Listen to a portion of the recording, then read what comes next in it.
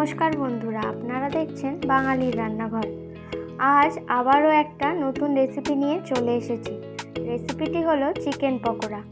আপনারা এইভাবে যদি বাড়িতে বানাতে পারো অত্যন্ত টেস্টি হবে। বাচ্চা থেকে বুড়ো সবাই আপনার নাম করবে। দেখুন কত সুন্দর লাগছে, খেতে যেমন টেস্টি দেখতে তেমনই সুন্দর। আরও ভালো ভালো রেসিপি দেখতে হলে চ্যানেলটি সাবস্ক্রাইব করে দিন। চিকেন পকোড়ার জন্য নিয়েছি আমি কিছু বোনলেস চিকেন আর পরিমাণ মতো কর্নফ্লাওয়ার আর পেঁয়াজ কুচি, আদা কুচি, রসুন কুচি, কাঁচা লঙ্কা কুচি আর কিষান টমেটো সস আর একটা ডিম ফাটিয়ে রেখেছি।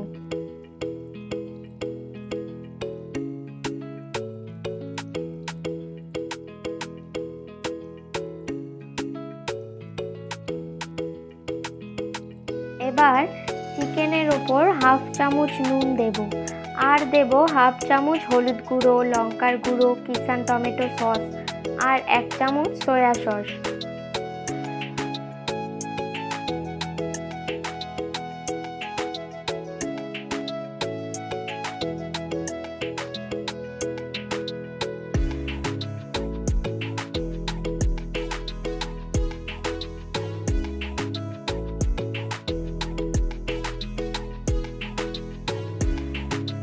ভালো করে মাখানোর পর ফাটিয়ে রাখা ডিমটা দিয়ে আবারও ভালো করে মাখিয়ে নেব। এটা মাখানো হয়ে গেলে অল্প অল্প করে কর্নফ্লাওয়ার দিয়ে মাখাতে থাকব। দেখবেন যেন চিকেনের গায়ে কর্নফ্লাওয়ারের প্রলেপ পড়ে, তা না হলে পকোড়ার টেস্টিও হবে না আর মুচমুচেও হবে না।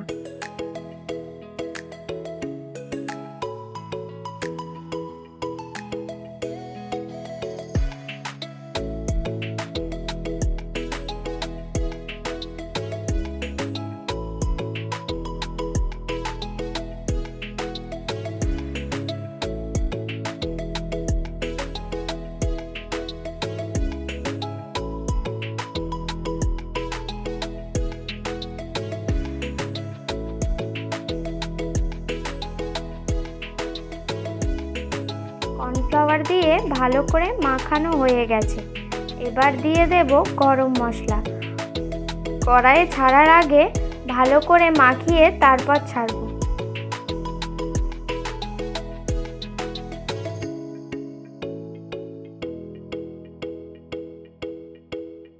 এবার একটা কড়ার মধ্যে তেল গরম করতে দিয়েছি। তেলটা গরম হয়ে গেলে ওই ম্যারিনেট করা মাংসটা একটা একটা করে গরম তেলে ছাড়তে থাকবো। মাংসগুলো ছাড়া হয়ে গেলে গ্যাসের ফ্লেমটা লো করে দিতে হবে, যাতে পকোড়ার ভেতরের অংশটা ভালো করে ভাজা হয়।